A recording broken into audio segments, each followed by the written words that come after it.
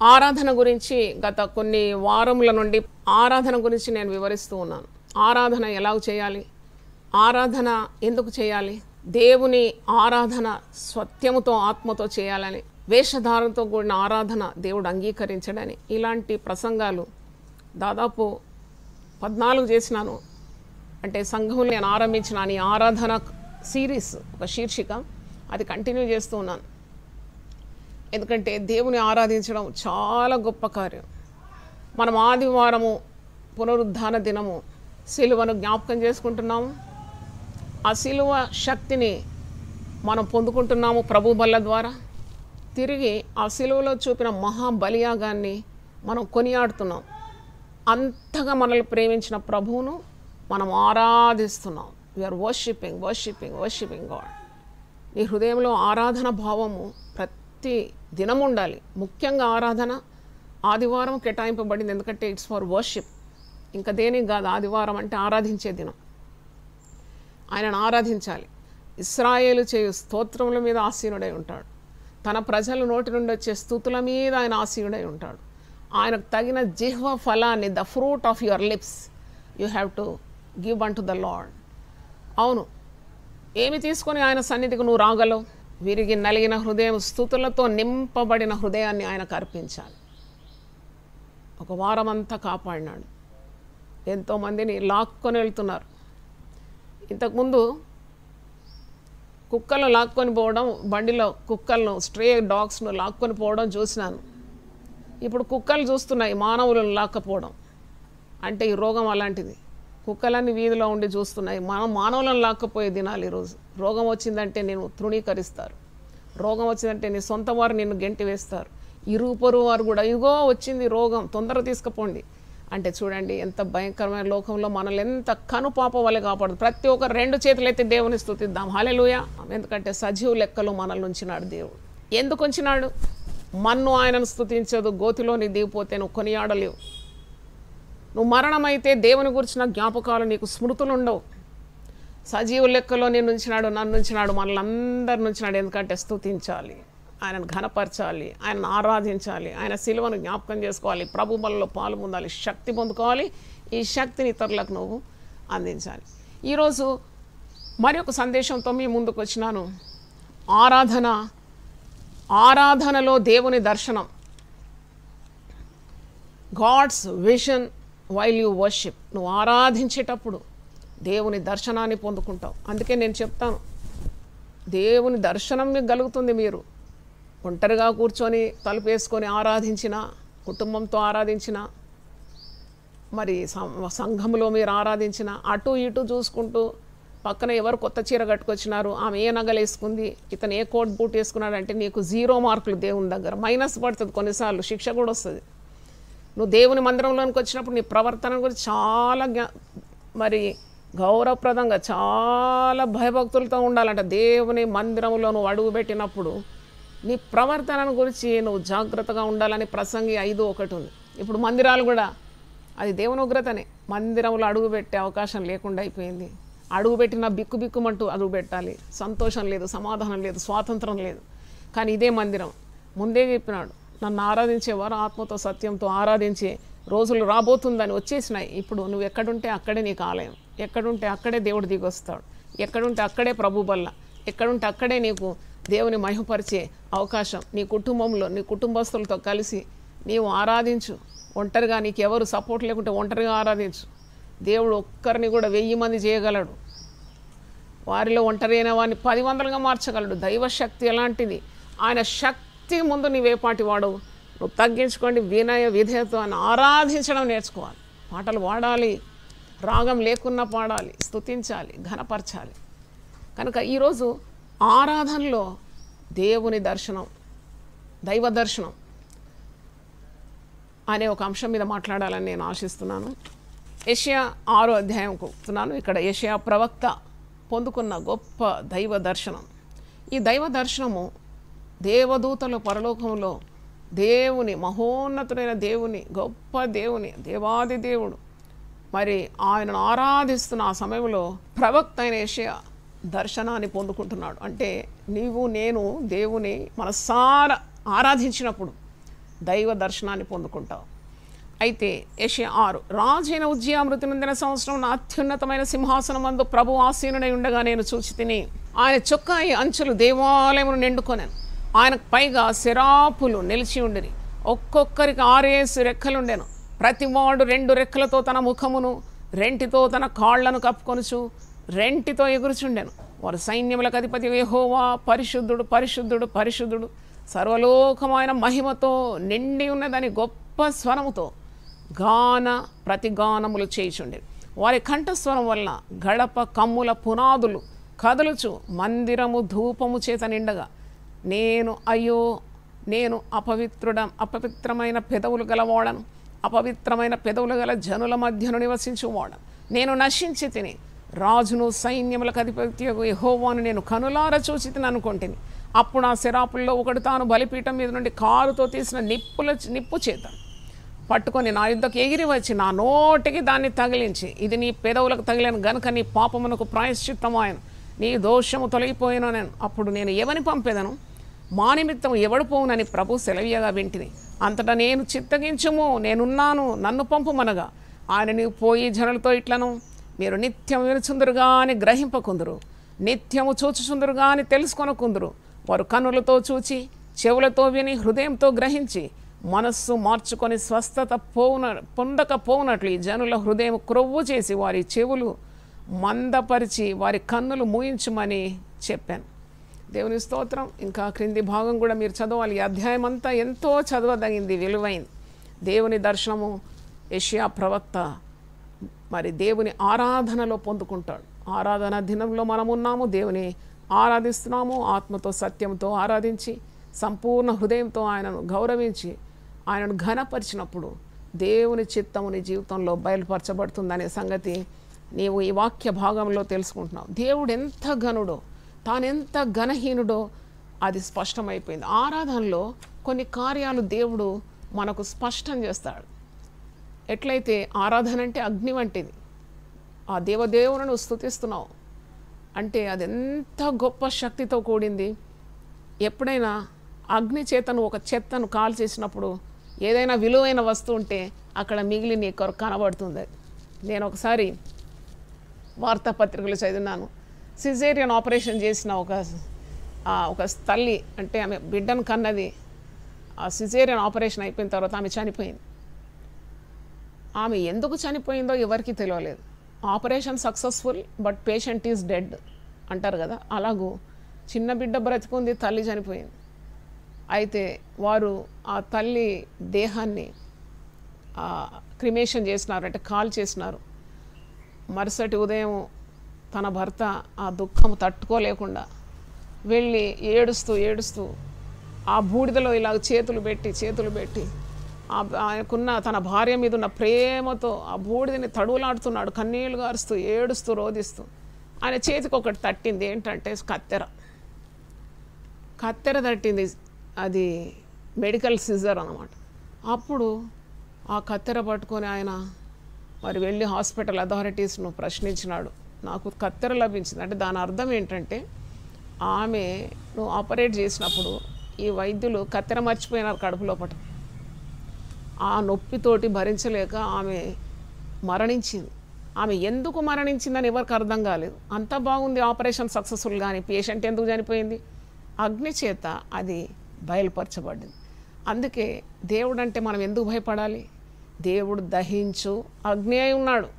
దేవుని ఆరాధిస్తున్నప్పుడు మనలో ఉన్న కల్మషం బయటపడుతుంది, మనలో ఉన్న పాపం బయటపడుతుంది, మనలో ఉన్న అవిధేయత బయటపడుతుంది. అందుకే ఆత్మతో నువ్వు ఆరాధించాలి. ఏదో ఆడంబరమైన ఆరాధనలో ఆయన నీ బయలుపరుస్తాడని కాదు. నీవు ఆత్మతో నింపబడి ఆరాధించినప్పుడు నీకున్న అవకతవకలు, నీకున్న పాపం, నీ కుటుంబంలో ఉన్న పాపం అన్నీ బయలుపరుస్తాడు. అందుకే ఇక్కడ ఎలాగ ఆరాధిస్తున్నారంటే దేవదూతలు ఆరాధిస్తారు. దర్శనం చూస్తున్నాడు యెషయా. ఏమని దర్శనం చూస్తున్నాడు? ఆయన ప్రవక్త అంటే జనులకు దేవునికి మధ్యలో ఉన్న వ్యక్తి, దేవుడు అభిషేకించిన వాడు, anointed by God to be between God and his people. దేవుడు చెప్పిన మాటలు ప్రజలకు అందించాలి, ప్రజల బాధలు దేవునికి అందించాలి. అంటే ఎంత బాధ్యతతో కూడిన గొప్ప పదవి యెషయా ప్రవక్తకు దేవుడు ఇచ్చినాడు. ప్రవక్తలు లేక అభిషక్తులు లేక నాయకులు, కాపర్లు, అంటే వారు ప్రజలకు దేవునికి మధ్యలో ఉన్నారన్నమాట. అయితే ఇతను యెషయా ప్రవక్త మరి చూసిన దర్శనంలో చాలా అద్భుతమైన దర్శనం. రాజైన ఉజ్జియా మృతి నొందిన సంవత్సరం అత్యున్నతమైన సింహాసనంలో ప్రభువు ఆసీనుడై ఉన్నాడు. అత్యున్నతమైన సింహాసనంలో ఆసీనుడై ఉన్న దేవుడు అనమాట. మనం ఈరోజు ఆరాధించే దేవుడు ఎక్కడున్నాడంటే, నువ్వు ఆయనను ఒక షెల్ఫ్లో పెట్టడం కానీ, బల్ల కింద పెట్టడం కానీ, ఇంట్లో పెట్టుకోవడానికి ఆయన అలాంటి దేవుడు కాడు. ఆయన అన్నిటి మీద రాజ్య పరిపాలన చేసేవాడు, ఆత్మరూపి, సమస్తం మీద అధికారం గలవాడు, ఔన్నత్యం గల దేవుడు, మహోన్నతుడు, దేవాది దేవుడు, రాజులకు రాజు, ప్రభువులకు ప్రభు. ఆయన అత్యున్నతమైన సింహాసనం ప్రభు ఆసీనుడై ఉన్నాడు. అంటే he sitting on the throne. మనం ఎప్పుడైనా అనుకుంటాం కదా, God is on the throne, దేవుడు చూసుకుంటాడులే, God is on the throne అంటే అది ఉట్టి మాట కాదు, అది దట్స్ చాలా విలువైన మాట. God is on the throne అంటే ఆయన చేతికి నువ్వు అప్పగించినావు నీ వ్యాజ్యాన్ని, he will take care, he will take care. నీకు అన్యాయం జరిగితే God is on the throne అనాలి, ఎందుకంటే దేవుడు చూసుకుంటాడు. అయితే యెషయా ప్రవక్త అటువంటి దర్శనాన్ని చూస్తున్నాడు. అత్యున్నతమైన సింహాసనాసీనుడై దేవుడున్నాడు. ఆయన చొక్కాయి అంచులు దేవాలయము నిండుకొనెను. దాని భావం ఏంటి? ఆయన చొక్కాయి అంచులు దేవాలయం అంతా నిండుకుందంటే ఆయన ప్రశస్తమైన శక్తి, ఆ సన్నిధితో దేవాలయం అంతా నిండుకుంది. మనం ఆరాధించే ఆరాధన అలా ఉండాలి. జూమ్లో ఉన్న, ఇంట్లో ఉన్న, మూలకు కూర్చున్నా, సోఫా మీద కూర్చున్నా, యూట్యూబ్ చూస్తున్నా, దేవుని సన్నిధితో మనం నింపబడాలి. దేవుని స్తోత్రం, హల్లెలూయా. ఉట్టి పెదవులతో ఆరాధన కాదు. నువ్వు ఆరాధించుకుంటే దేవునికి ఏదైనా తక్కువ అవుతుందా? ఏ తక్కువ కాదు. నీవు ఆరాధించకుంటే, నువ్వు చప్పట్లు కొట్టకుంటే, నువ్వు పాటలు పాడకుంటే పిచ్చుకలు పాటలు పాడతాయి, రాళ్ళు కేకలు వేసి దేవుని స్తుతిస్తాయంట. మనం ఆరాధన నిమిత్తమే సృజింపబడినాం. ఎందుకో నువ్వు ఈ లోకంలో సృజింపబడినావు? కేవలము దేవుని ఆరాధించడానికి. మర్చిపోద్దా సంగతి? ఆయన మహిమ నిమిత్తము సృజింపబడిన జనులం మనం అంటాడు కదా, నా మహిమ నిమిత్తము నేను సృజించిన నా జనులు నిత్యము నా స్తుతిని ప్రచురము చేయాలని అంటాడు యెషయా గ్రంథంలో మనం చూస్తున్నాం. కాబట్టి ఆరాధన అనేది చాలా విలువ కట్టవలసింది, వెలగలిగింది, ప్రశస్తమైంది, ప్రాధాన్యతతో కూడింది. ఇక్కడ ఆరాధన ఆయన సన్నిధితో ఆలయమంతా నిండిపోయిందంట. ఆయన చూస్తున్న దర్శనంలో ఆయన పైగా శరాపులు అంటే కింద నోట్లో మహాదూతలు, బలమైన బలిష్టమైన దేవుని దూతలు నిలిచి ఉన్నారు. ఒక్కొక్కరికి 6 రెక్కలు ఉన్నాయంట. ఒక్కొక్క మహాదూత బలమైన బలాఢ్యులైన దూతలు, రెక్కలు ఉంటాయి కదా. దూతలు అంటే ఎంత, మనం ఎప్పుడు అనుకుంటాం దూతలు ఎంత తెల్ల మహిమతో నిండి 2 రెక్కలతో ఉంటాయి కదా, దేవుని సన్నిధిలో ఉంటాయని మనకు తెలుసు. ఆ శరాపులు ఒక్కొక్కరికి 6 రెక్కలు ఉన్నాయి. ప్రతివాడు 2 రెక్కలతో తన ముఖమును, రెంటితో తన కాళ్లను కప్పుకొనుచు, రెంటితో ఎగురుచున్నాయన్నమాట. ముఖాన్ని ఎందుకు కప్పుకున్నాయి దూతలు? కాళ్లను కప్పుకున్నాయి, ముఖాన్ని కప్పుకొని రెంటితో ఎగురుతూ దేవుణ్ణి, సర్వోన్నతుడైన ఆ అత్యున్నతమైన సింహాసనం మీద కూర్చున్న దేవుని స్తుతిగానములు చేస్తున్నాయి. ఏమని స్తుతిస్తున్నాయి? సైన్యములకు అధిపతి యెహోవా పరిశుద్ధుడు, పరిశుద్ధుడు, పరిశుద్ధుడు, సర్వలోకము ఆయన మహిమతో నిండి ఉన్నదని గొప్ప స్వరంతో గాన ప్రతిగానములు చేయుచుండేది. దూతలు కొనియాడుతున్నాయి దేవుని. పరిశుద్ధుడు, పరిశుద్ధుడు, పరిశుద్ధుడు, పరిశుద్ధుడు అని 2 రెక్కలతో ముఖం కప్పుకొని, అంటే దేవుని చూడలేదు, 2 కాళ్ళు మలినమైన పాదాలు కప్పుకుంటున్నాయి, 2 రెక్కలతో ఎగిరి మరి దేవుని సన్నిధంతా నిండిపోయింది. కాబట్టి దేవుడు సైన్యములకు అధిపతియగు Jehovah is the lord of all armies, పరిశుద్ధుడు, పరిశుద్ధుడు, పరిశుద్ధుడు అని మరి గాన ప్రతిగానములు చేస్తుంటే అక్కడ గొప్ప స్వరంతో వారు గాన ప్రతిగానములు చేస్తున్నారు. సర్వలోకం ఆయన మహిమతో నిండి ఉన్నదని వారు కేకలు వేస్తూ ఆరాధిస్తున్నప్పుడు వారి కంఠస్వరము గడప కమ్ముల పునాదులు కదులుచు మందిరము ధూపము చేత నిండిపోయిందండి. మనము అపోస్తలుల కార్యం 4వ అధ్యాయంలో చూస్తాము, ఆదిమ విశ్వాసులు ప్రార్థన చేస్తుంటే వారు కూడి ఉన్న చోటు కంపించిందని. ఇక్కడ దూతలు ఆరాధిస్తున్నప్పుడు అక్కడ మందిరము గడప కమ్ములు పునాదులు కదిలిపోయిందంట. ఎంత శక్తిగల ఆరాధన! మనం ఒకటి గమనించాలి, దూతలు ఆరాధిస్తున్నాయి. నేను ఈ వాక్యం ధ్యానిస్తున్నప్పుడు అనుకున్నాను, దూతలు ఆరాధిస్తున్నాయి, మానవులు ఆరాధించడం లేదు. దూతల కొరకు ప్రభు సిలువను ఎక్కలేదు, మానవుల కొరకు ఆయన సిలువ బలియాగం చేసినాడు. దూతల పాపక్షమాణ నిమిత్తం ఆయన తన అర్పించలేదు, మానవుల ప్రాణం మానవుల పాప పరిహారార్థం ఆయన వెలకట్టినాడు. దూతల జ్ఞానం ఉంది దేవుని ఆరాధించాలని, మానవునికి ఇసుమంతా కూడా జ్ఞానం లేదు దేవుని ఆత్మతో సత్యంతో ఆరాధించాలని. దట్స్ అ పిటియబుల్ ప్లేట్ అనమాట. అంటే దేవదూతలు 2 రెక్కలతో కన్నులు కప్పుకొని, 2 రెక్కలతో పాదములు కప్పుకొని, 2 రెక్కలతో ఎగిరి దేవుని సన్నిధంతా మరి ఆయన మహిమతో నింపబడి వారు ఎగురుతూ ప్రతిగానములు చేస్తూ ఆ యొక్క అత్యున్నతమైన సింహాసనం మీద ఆసీనుడై ఉన్న ఆ దేవుని మరి సన్నిధిలో వారు యెహోవా పరిశుద్ధుడు పరిశుద్ధుడు పరిశుద్ధుడు పరిశుద్ధుడు పరిశుద్ధుడు అని నిత్యము దేవుని స్తుతిస్తున్నారు. మరి నువ్వు నేను ఎంతగానో దేవుని స్తుతించాలి. దూతలకు కొరకు రాలేదు, దేవదూతలకు లేనట్టి పరిచర్య నీకు నాకు అనుగ్రహించినాడు దేవుడు. నేను ఎప్పుడైనా దేవుని సేవకు సిద్ధపడుతున్నప్పుడు ఎప్పుడు ఈ భయం నాకు వస్తుంది, దేవదూతలకు ఇవ్వనట్టి పరిచర్య నాకు ఇచ్చినావు నాయన. దేవదూతల కొరకు నువ్వు రాలేదు, మానవురాలైన నా కొరకు వచ్చినావు, మా కొరకు వచ్చినావు, మా కొరకు ప్రాణం పెట్టినావు. దేవదూతలే అంతగానో స్తుతిస్తుంటే మేము ఎంత స్తుతించాలి, నేను ఎంత స్తుతించాలి, క్షణం స్తుతించాలి, అణువున స్తుతితో నింపబడాలి కదా అనే ఒక రోషం నాకు పుట్టుకొచ్చింది. కనుక ఇలాంటి దృశ్యాన్ని యెషయా ప్రవక్త చూస్తున్నాడు. చూసినప్పుడు మరి ఒక కార్యం జరుగుతుంది. నేను ఇంతకుముందు చెప్పినట్టు అగ్నికి ఆహుతమైన ఆ శవ శరీరం బూడిదగా మారిపోయినాక కత్తెర దొరికినట్టు ఇతనిలో ఉన్న పాపము బయటపడుతుంది. యెషయా ప్రవక్త తన మాలిన్యంతో నిండిన నాలుకను, తన ప్రవర్తనను అంతా కూడా ఒక్కసారి ఆయనకు బయటపడుతుంది అన్నమాట. అంటే వర్షిప్ రివీల్స్. ఆరాధన నువ్వు ఎప్పుడైతే దేవునికి ఆత్మతో నింపబడి సత్యంతో నింపబడి చేస్తావో నీ పరిస్థితిని ఉన్నట్టు దేవుడు నీకు బయలుపరుస్తాడు. నీ కుటుంబంలో ఉన్న పాపమును బయలుపరుస్తాడు, నీకున్న అవిధేయతను ఆయన కనపరుస్తాడు, నీ సేవల్లో ఉన్న లోటుపాట్లను కనపరుస్తాడు, నీ కుటుంబంలో కానీ నీ యొక్క బంధువుల మధ్యలో ఉన్న కార్యాలను బయలుపరుస్తాడు, నీలో ఉన్న దాగి ఉన్న రహస్య పాపాన్ని బయలుపరుస్తాడు. ఇక్కడ ఇలాంటి ఆరాధన జరుగుతున్నప్పుడు ఈ దర్శనంలో 5వ వచనం చూడండి, నేను అపవిత్రమైన పెదవులు గలవాడ.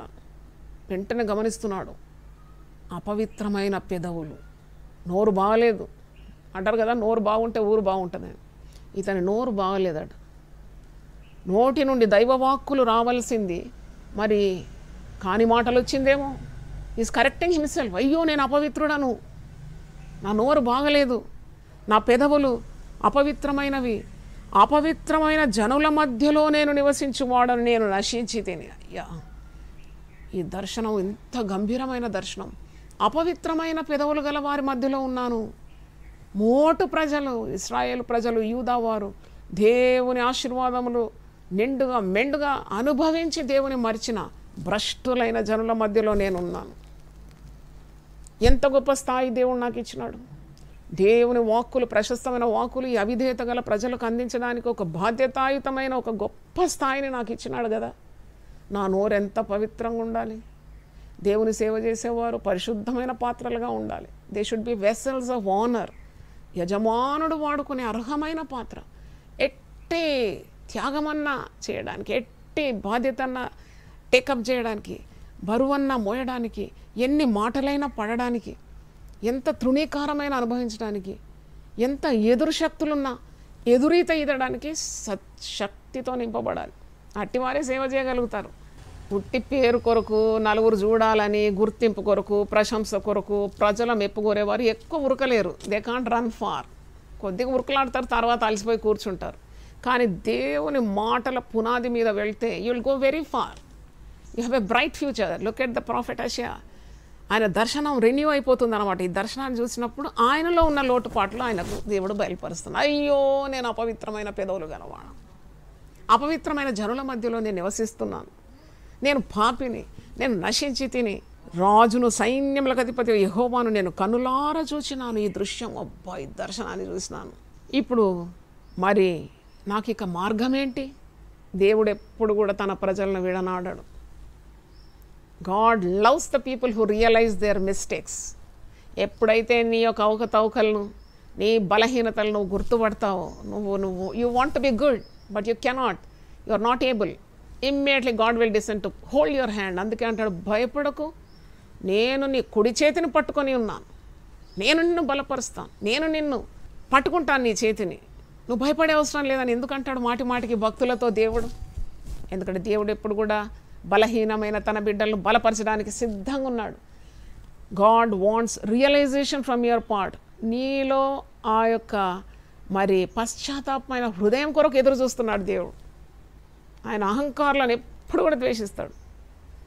అహంకారాలను ఎదిరించి దీనులకు తన కృపనిస్తాడు. చూడు, దీన మనసుతో అయ్యో నా పెదవులు అపవిత్రమైంది, అపవిత్రమైన జనుల మధ్యలో ఉన్నాను. ప్రవక్త అంటున్నాడు, విలపిస్తున్నాడు, నేను నశించి తిని అన్నప్పుడు వెంటనే జరిగిన అద్భుతం ఏంటంటే, ఇంత దేవుడు ఇంత పరిశుద్ధత వెడలినప్పుడు అంటే చూడండి, when God's holiness is projected, man's sin is coming to light.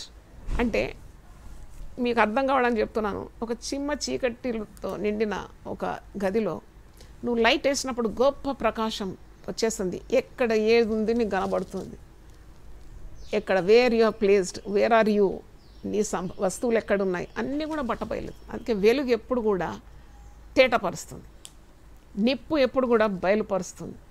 దేవుని సన్నిధి వెలుగుతో నిప్పుతో పోల్చబడింది. ఎందుకు అంటే నీకున్న లోటుపాట్లు, అవకతవకలు, రహస్య జీవితం ఇవన్నీ కూడా బట్టబయలు చేసేది దేవుని నీ పూర్ణ హృదయంతో ఆరాధించినప్పుడు God will reveal your inner nature. నీ అంతరంగంలో దాగి ఉన్నవన్నీ కూడా బయటకు వస్తుంది. అందుకే అంటున్నాడు, నేను నా పాపిని. అంతవరకు పెద్ద ప్రవక్త అనుకున్నాడు, గొప్ప స్థాయి అనుకున్నాడు. కానీ ఈ ఆరాధనలో దేవదూతలు ఏ విధంగా పరిశుద్ధుడు పరిశుద్ధుడు పరిశుద్ధుడు అని ఆరాధించినప్పుడు ఆయన బలహీనత బయలుపరచబడింది. నా అపవిత్రమైన పెదవులు, అపవిత్రమైన జనం మధ్యలో ఉన్నాను, దేవదేవుని నేను కనులారా చూసినాను, ఇంత గొప్ప మహిమను నేను అనుభవిస్తున్నాను అని ఆ యొక్క మరి గ్రహింపు కలిగింది యెషయా ప్రవక్త. 6వ వచనప్పుడు, ఆ సెరాపుల్లో ఒకడు తాను బలిపీఠం మీద నుండి కారుతో తీసిన నిప్పును చేత పట్టుకొని, నిప్పు ఎప్పుడు పవిత్రపరుస్తుంది. Again holy fire indicates God is a consuming holy fire. అందుకే అంటారు నిప్పు, కారు ఇవన్నీ కూడా దేవుని మరి శక్తికి సూచనలు. కారుతో తీసిన నిప్పును చేత పట్టుకొని నా యుద్ధకు ఎగిరి వచ్చి నా నోటికి దాన్ని తగిలించి, అంటే ఆ సెరాపుల్లో ఆ దూతల్లో ఒకడు తాను బలిపీఠంలో నిప్పు మండుతూ ఉండగా ఆ మండుతున్న నిప్పును పట్టుకొని యెషయా ప్రవక్త దగ్గరికి వచ్చి నోటికి తగిలించి, 7వ వచనం చూడండి, ఇది నీ పెదవులకు తగిలిన గనుక నీ పాపమునకు ప్రాయశ్చిత్తమాయను, నీ దోషము తొలగిపోయాను అనెను. అవును, ఇప్పుడు పెదవులు తగించి purified the lips of the prophet యెషయా ప్రవక్త పెదవులకు కారుతో మరి తీసిన నిప్పును సెరాపుల్లో ఒకటి ఎగిరి వచ్చి నోటికి తగిలించినప్పుడు ఆ నోరు పవిత్రమైపోయిందండి. ఇది నీ పెదవులకు తగిలిన గనుక నీ పాపమునకు ప్రాయశ్చిత్తమాయను, నీ దోషము తొలగిపోయాను అనెను. చూడండి, అప్పుడు ఆయన పవిత్రమైన పెదవులు అయిపోయింది. Fire purifies, fire cleanses. అంటే ఆ దేవుని సన్నిధిలో పవిత్రపరచబడుతున్నాడు, పరిశుద్ధుడైపోయినాడు. వెంటనే జరిగిన మరి ఒక అద్భుతం ఏంటి? 8వ వచనం, అప్పుడు నేను ఎవరిని పంపేదను, మా నిమిత్తం ఎవడు పోవునని ప్రభువు సెలవీయగా వింటేనే వెంటనే దైవ దర్శనం వచ్చేసింది, ఆత్మల భారం వచ్చేసింది. అబ్బో, ఇంతమంది మరి అవిధేయత ప్రజలు ఉన్నారు, దేవుని మాట ఉల్లంఘిస్తున్నారు, దేవుని మాట వినడం లేదు. ఇశ్రాయేలు, యూదావారు దేవుని విరోధంగా పాపం చేస్తున్నారు, దేవుని మార్గాన్ని వారికి బోధించాలి.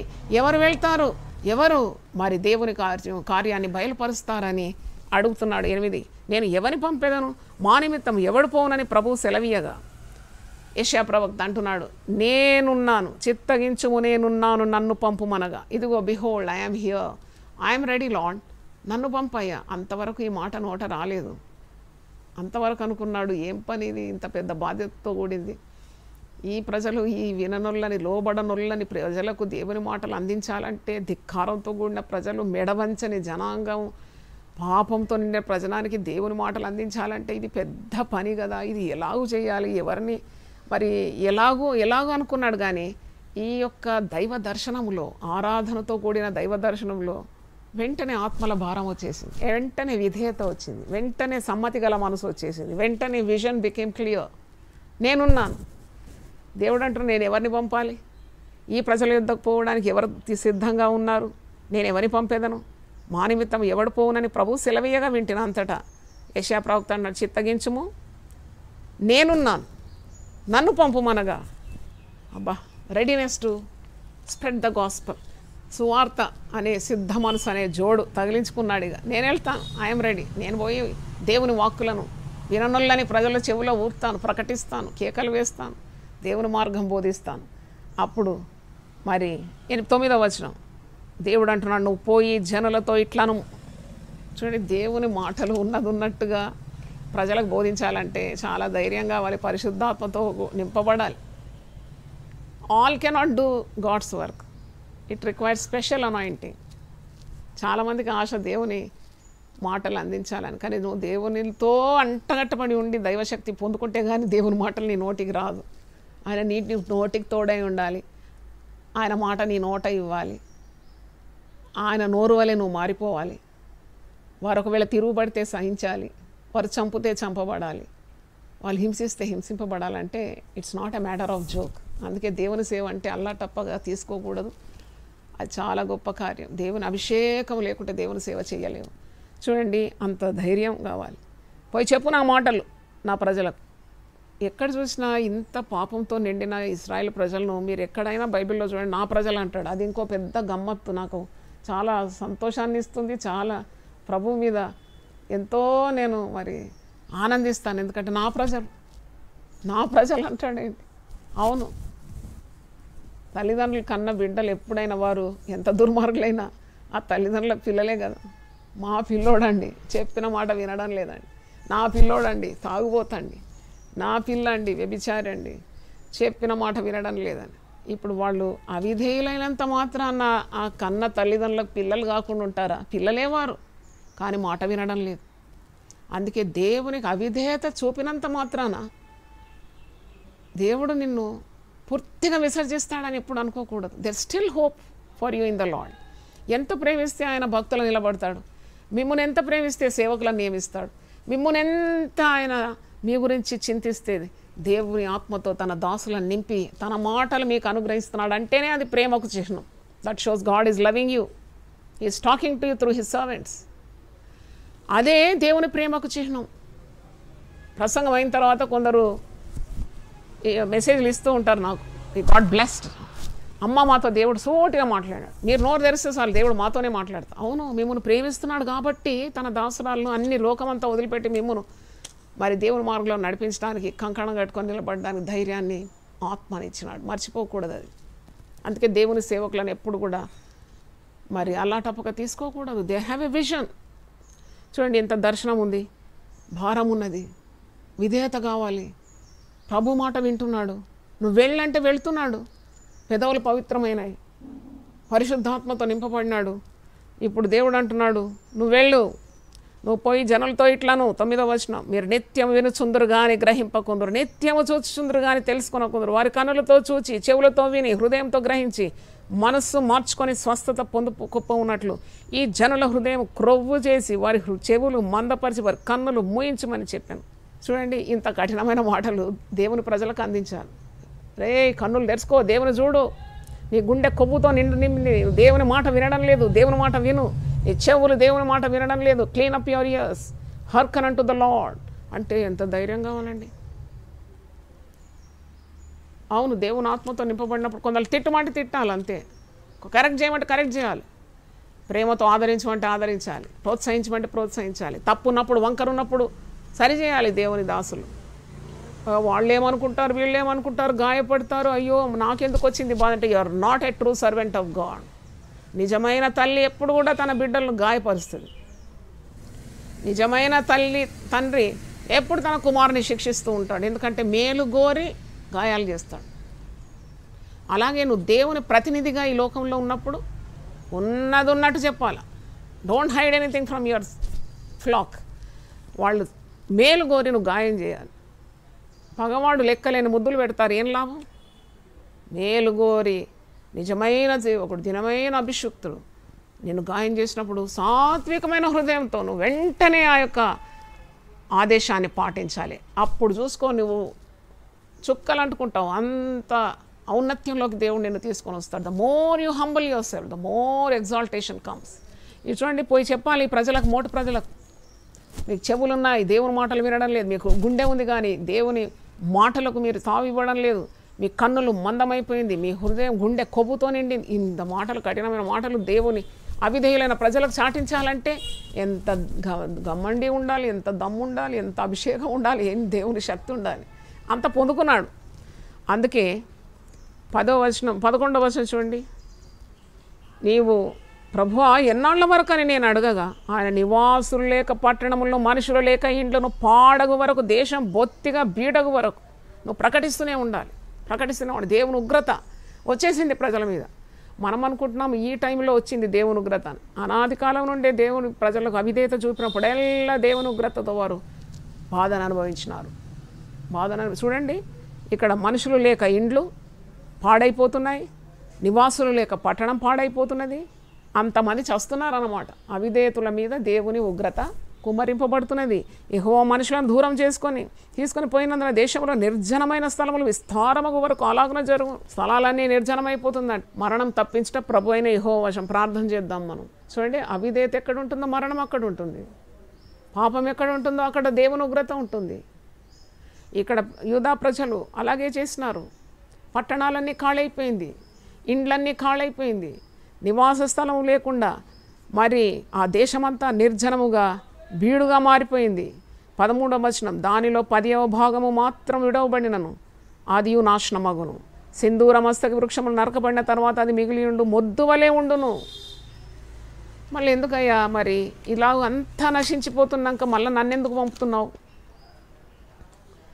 అంటే, దేవుడు ఇంకా తన ఆశ తన ప్రజల మీద వదులుకోలేదని అర్థం. అంటే he still having lot of hope on his people. ఇంతగా మరి నువ్వు నశింపజేస్తున్నావు ప్రజలను. నిన్నటి రోజు కూడా ఒక ఉన్నత ఉద్యోగి నాతో మాట్లాడుతూ, అమ్మ కట్టిన భవనాలన్నీ హైటెక్ భవనాలన్నీ కూడా ఆ యొక్క హైటెక్ సిటీలో చూసినా ఎక్కడ చూసినా పెద్దగా నిర్మాణం చేసినవన్నీ ఖాళీగా పడి ఉన్నాయమ్మ. ఒక గొప్ప దైవజనుడు ఇలాగే రోధిస్తున్నాడు, ఇంత పెద్ద ఆలయం కట్టినాను, ఇప్పుడు రమ్మన్నా రావడం లేదు ప్రజలు. మందిరం అప్పు చేసి కట్టినాము, పెద్ద మందిరం కట్టినాము, జనాలు లేరు. ఈ భయానికి మనుషులు రావడం లేదు, ఏమి లాభం?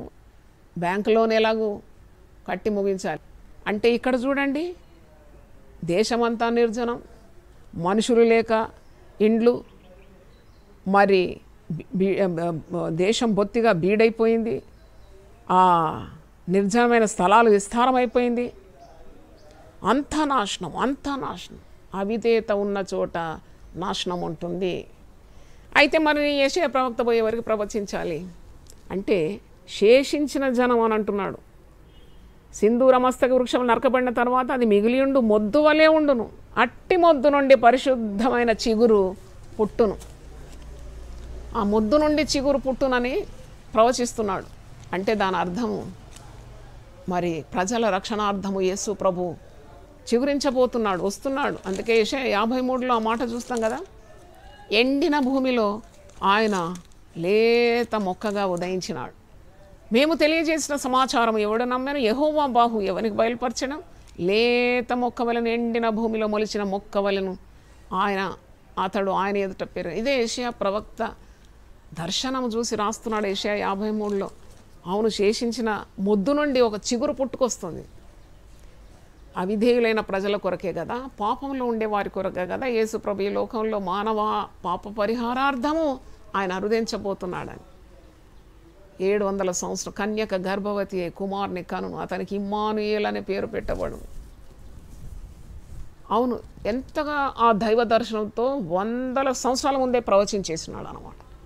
ఇశ్రాయేలు ప్రజలు అవిధేయత చూపినారు, రక్షకుడు అక్కడ నుండి ఉదయించినారు. స్వకీయుల్లో కూడా ఆయనను ఎవరు నమ్మలేదు, కానీ ఆయనను ఎవరు నమ్మినారో వారికందరికీ దేవుని కుమారులగుటకు ఆయన అధికారం ఇచ్చినాడు. ఎంత గొప్ప మర్మాలు ఇవన్నీ. దేవునికి స్తోత్రం. నా వాక్య భాగాన్ని నేను ముగిస్తున్నాను. ఆరాధనలో దైవ దర్శనం పొందుకోవాలని ఆ సందేశాన్ని ఈరోజు విన్నారు. మనం ప్రార్థన చేసుకుందాం ఆరాధించడానికి. దేవా, నేను ప్రతిరోజు ఆరాధించాలి, మనస్ఫూర్తిగా నిన్ను కొనియాడాలి, నీ పాదముల చెంత కొన్ని గంటలు నేను ఉండాలి, నేను ఆయనను కీర్తించాలి, పాటలు పాడాలి. ఏ కరోనా నీ దరిదాపుకురాదు. In the mighty name of Jesus I rebuke, I bind the virus in the name of Jesus. దేవుని ప్రజలను ముట్టుకోవడానికి వీల్లేదు, ఎందుకంటే నువ్వు ఆరాధిస్తున్నావు. అగ్నిని చుట్టున్నది, అగ్నిని కుటుంబంలో మండుతున్నది, అగ్నిని ప్రాకారాన్ని కాపాడుతున్నది. ఏ పురుగు తాకకుండా ఆయన కాపాడగలడు. కానీ నువ్వు ఆరాధించాలి, దేవుని ఘనపరచాలి, దేవుని మహిమపరచాలి, దేవుని సేవించాలి, ఆయనను పొగడుతూ ఉండాలి. యోహాను భక్తుడు అంటాడు, ఆయన హెచ్చవలసి ఉన్నది, నేను తగ్గవలసి ఉన్నది. He should increase and I should decrease. ప్రతి చర్యలో దేవుని సేవకులారా మీరు గమనించండి, దేవుని ప్రజలారా మీరు గమనించండి, విశ్వాసులారా మీరు గమనించండి. నువ్వు చేసే ప్రతి పనిలో, ఏ పనైనా లెట్ గాడ్ బి మ్యాగ్నిఫైడ్. నిన్ను నీవు ప్రత్యక్షపరచుకోవద్దు, ఎప్పుడు దాగి ఉండు. Be behind the screen, don't come for over projection. Just be humble under his mighty arms. ఆయన అత్యున్నతమైన సింహాసనం ఆసీనుడైనాడు. ఆయన మహిమతో దేవాలయం అంతా నిండిపోయింది. ఆ దూతలు బలాఢ్యుడైన దూతలు, పరిశుద్ధుడు దేవుడని 2 రెక్కలతో ముఖం కప్పుకొని, 2 రెక్కలతో పాదములు కప్పుకొని దేవాలయం అంతా ఎగురుతూ, ఆయన సన్నిధిలో ఎగురుతూ పరిశుద్ధుడని కొనియాడుతున్నప్పుడు ఆ యొక్క ఆలయపు గడప కమ్ములు కదిలిపోతుందంట. There are so many vibrations while they were worshipping. అప్పుడే ప్రవక్త కన్నులు తెరవబడింది, దేవుని ప్రత్యక్షత చూస్తున్నాడు. ఎంత గొప్ప పరిశుద్ధుడు, ఎంత నీచుడతను, ఎంత పవిత్రత దేవునిలో ఉంది, ఎంత దౌర్భాగ్య స్థితిలో ఉన్నాడు. అయ్యో, అపవిత్రమైన నాలుక గలవాడను, అపవిత్రమైన పెదవులతో ఉన్నాను, అపవిత్రమైన ప్రజల్లో నేను నివసిస్తున్నాను. కారుతో నిప్పును తీసుకొచ్చి పెదవులకు అంటించినప్పుడు పవిత్రుడైపోయినాడు, పరిశుద్ధుడైపోయినాడు. పవిత్రత వచ్చేసింది. కన్నులు తెరవబడి దర్శనం చూస్తున్నాడు, దేవుని స్వరం వింటున్నాడు, చెవులు తెరవబడింది. ఏమని పంపుదును, ఎవరున్నారు నా నిమిత్తం వెళ్ళడానికి? ఇదిగో నేనున్నాను, నన్ను పంపయ్యా. ఆత్మల భారం వచ్చేసింది. Here I'm willing to do God's work. నేను వెళ్తాను. మోటు ప్రజలు వాళ్ళు కొన్నిసార్లు కొట్టి చంపేస్తారు. ఎంతమంది ప్రవక్తలను హింసించి చంపివేసిన లోకం కదా ఇది. నా ప్రవక్తలు హింసింపబడ్డారు, దేవుని పేరట నిలబడిన వారు అయినా గారు గొప్ప ధైర్యము, దర్శనంతో కూడిన ఆ యొక్క ఆరాధనలో మరి పొందుకున్నాడు, వెళ్తున్నాడు. ఎంత నాశనము, బీడు భూములైపోయింది, నిర్జనమైపోయింది, పట్టణాలు ఖాళీ అయిపోయింది, అంతస్తులు ఖాళీ అయిపోయింది, ప్రజలు లేరు. ఇంకెవరికి నేను ప్రకటించాలి? శేష జనములో ఇంకా నా జనులు ఉన్నారు, మిగిలిన వారు వారికి పోయి ప్రకటించు. ఆ మిగిలిన మొద్దు నుండి నేను చిగురును ఉదయింపజేస్తాను. You do your duty. Yes, hallelujah, స్తోత్రం. దేవుడు ఈరోజు నీతో మాట్లాడితే కన్నులు మూసుకొని ప్రార్థనలో నాతో ఏకీభవించు.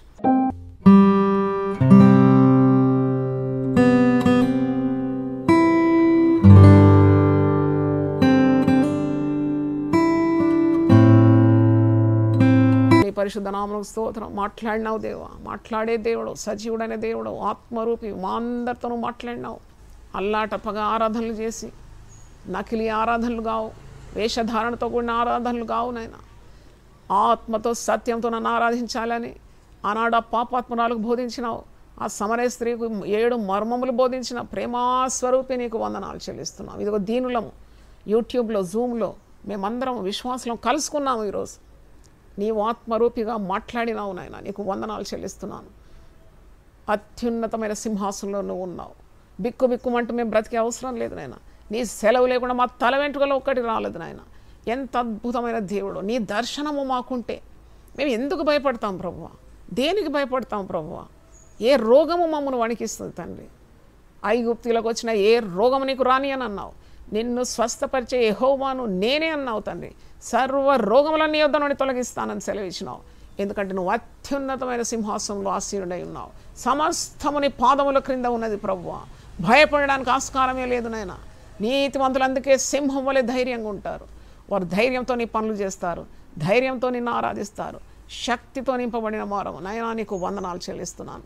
కృపగల దేవా, నీ సేవ మేము భయభక్తులతో చేయడానికి కృప దయచేయండి నాయనా. నీకు స్తోత్రం. ఈరోజు నీ జనులతో నువ్వు మాట్లాడి ఉన్నావు తండ్రి. ఎటు చూసినా ఖాళీ అంతస్తులు, మిద్దలు, మేడలు, ఆలయాలు ఖాళీగా ఉంది నాయన. మా శక్తి మా బలం కాదు ప్రభువా. శక్తి చేత కాదు, బలము చేత కాదు, నా ఆత్మ ద్వారా నేను ఈ కార్యాన్ని చేస్తానని సెలవిచ్చిన దేవా. మా సామర్థ్యం కాదు, మా బుద్ధి బలం కాదు, మాకున్న చదువు సామర్థ్యాలు కావు నాయన. నీ ఆత్మ ద్వారా మీ కార్యాలు మేము చేయాలి ప్రభువా. మాకు జ్ఞాన హృదయం దయచేయండి. ఆరాధనలో నువ్వెవరో మాకు ప్రత్యక్షపరచండి. ఆరాధనలో నీ శక్తిని బయలుపరచండి. ఆరాధనలో నీ ప్రేమను బయలుపరచండి. ఆరాధనలో కట్లు తెంపేయండి. ఆరాధనలో పాపం బట్టబయలు చేయండి. ఆరాధనలో పశ్చాత్తాపం దయచేయండి. ఆరాధనలో దైవ దర్శనము దయచేయండి. ఆరాధనలో ఆత్మ భారము దయచేయమని దేవుని వాక్యం వింటున్న ప్రతి ఒక్కరిని వారి కుటుంబాల సైతం ఆశీర్వదించి దీవించి పరిశుద్ధాత్మ పూర్ణులుగా చేయమని ప్రార్థన చేస్తున్నాను. మా దేశం కొరకు విజ్ఞాపన చేస్తున్నాను ప్రభువా. కరోనా రోగాన్ని మట్టు పెట్టండి నాయన, కాల్చి భస్మం చేయండి నాయన. ఆ పురుగును మంచి రోజులు మాకు దయచేయండి. సమూహంగా నిన్ను కూడి స్వాతంత్రంతో నాయనా నిన్ను ఆరాధించడానికి సహాయం దయచేయండి. ఆరాధన విలువలు మాకు నేర్పిస్తున్నావు ప్రభువా, నీకు వందనాలు ప్రభువా. మా ప్రాణాత్మ దేహాలను మీరు కాపాడుతున్నందుకు వందనాలు. రోగబారిన పడిన బిడ్డలను మేము జ్ఞాపకం చేసుకుంటున్నాం. చేతులుంచి వారిని స్వస్థపరచునైనా పడకల మీద భయంతో రోగంతో పడి ఉన్న వారిని ఒక్కసారి మీరు ముట్టి బాగు చేయమని కోరుతున్నాను. శ్రమ పడుతున్న డాక్టర్లను, నర్సులను, పోలీస్ శాఖ వారిని, ఆ పారిశుద్ధ్య కార్యక్రమాలు చేసేవారిని, హాస్పిటల్లో ఉన్న ఆయలను జ్ఞాపకం చేసుకో ప్రభువా. నాయనా వారిని కాపాడు తండ్రి, నీకు వందనాలు. ఉన్నతమైన ఉద్యోగస్తుల కొరకు ప్రభా, అధికారుల కొరకు, రాజ్యాన్ని రాష్ట్రాన్ని పరిపాలించే నాయకుల కొరకు ప్రార్థన చేస్తున్నాను. మా ప్రధానమంత్రి మోడీ గారి కొరకు ప్రార్థిస్తున్నాను. మంచి ఆలోచనలు దయచేతండి. క్యాబినెట్లో ఉన్న మంత్రులను మీరు నీ ఆత్మతో నింపండి నాయన ప్రభువా. ఈ రాష్ట్రంలో కేసీఆర్ గారికి ప్రార్థిస్తున్నాను. మా ముఖ్యమంత్రిని కాపాడండి నాయన ప్రభువా. ఎమ్మెల్యేలు, ఎంపీలకు మంచి ఆలోచనలు దయచేయండి. స్వచ్ఛమైన బుద్ధులు దయచేయండి. తీర్మానాలు దయచేయండి. మరి ఆంధ్ర సీఎం జగన్ గారి కొరకు కూడా విజ్ఞాపన చేస్తున్నాను. ఆ రాష్ట్రాన్ని కాపాడండి. ప్రతి రాష్ట్రాన్ని కాపాడండి ప్రభువా. దేశ విదేశాలను కాపాడండి. ఆర్థిక వ్యవస్థ కుప్పకూలిపోతుంది తండ్రి. ఒక్కసారి బలమైన బలాఢ్యమైన హస్తంతో కృంగిన ఈ ప్రపంచ పరిస్థితిని లేవనెత్తమని ప్రార్థిస్తున్నాను. శుభకరమైన కార్యాలు మా చెవులతో వినటకు సహాయం దయచేయండి. గింగురమనే వార్తలు వినకుండా మా చెవులను కాపాడండి.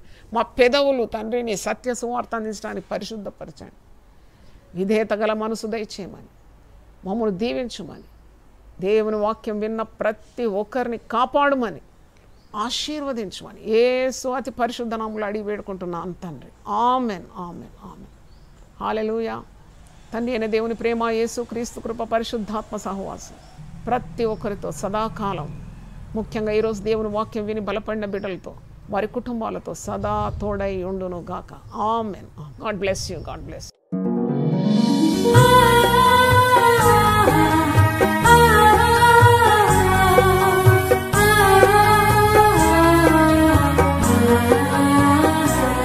నీ ధనము నీ ఘనము ప్రభు యేసుదే, నీ దశమా భాగము నీయ వెనుదీతువా.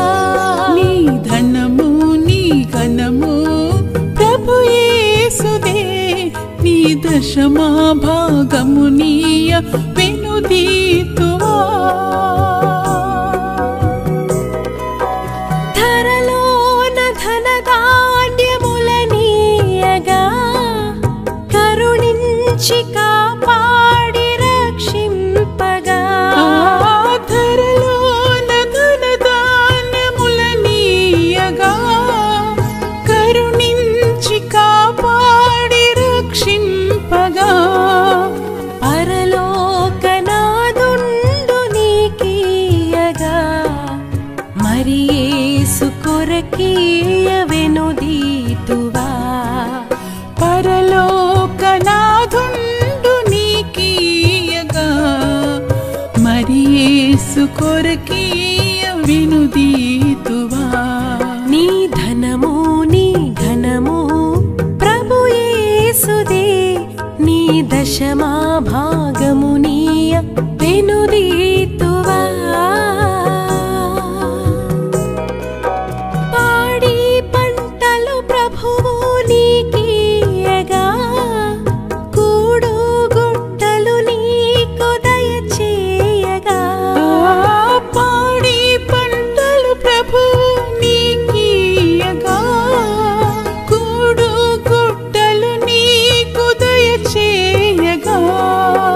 వీడంగ ప్రభు యేసు నామంబును గడువేల ప్రభుకీయను క్రైస్తవా. వేడంగ ప్రభు యేసు నామంబును గడువేల ప్రభుకీయను క్రైస్తవా నీ ధనము